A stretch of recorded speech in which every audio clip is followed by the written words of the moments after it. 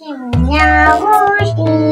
नमस्कार मुलांनो, स्वागत आहे तुमचे तुमच्या आवडत्या चिमण्या गोष्टीमध्ये। आज आपण जाणून घेणार आहोत एका महान शास्त्रज्ञाबद्दल, अलेक्झांड्रो वोल्टा यांनी जगाला पहिली बॅटरी दिली।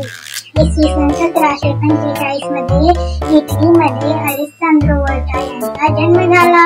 लहानपणापासूनच ते फार जिज्ञासू होते। खेळण्याऐवजी ते तासनतास प्रयोग करण्यात रमून जात। त्यांना विजेचं विशेष आकर्षण होतं।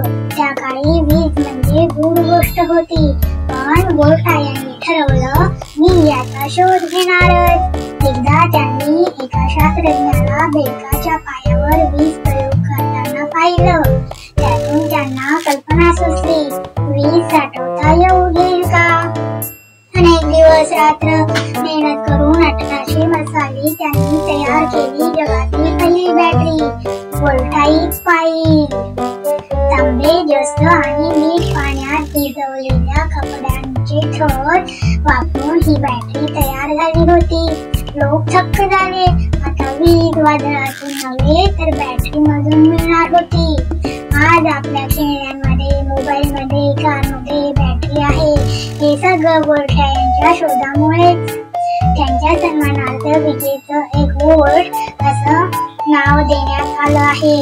मुलांनो, लक्षात ठेवा, कुतूहल आणि मेहनत जग उजळवू शकतात। ही होती अलेक्झांड्रो वोल्टा यांची गोष्ट, बॅटरी देणाऱ्या महान शास्त्रज्ञांची। तर मुलांनो, कसा होता व्हिडिओ? आवडला ना? चला तर मग लगेच चिमण्या गोष्टीला लाईक, शेअर, सबस्क्राईब करा बरं, अशाच नवनवीन गोष्टी ऐकण्यासाठी। धन्यवाद।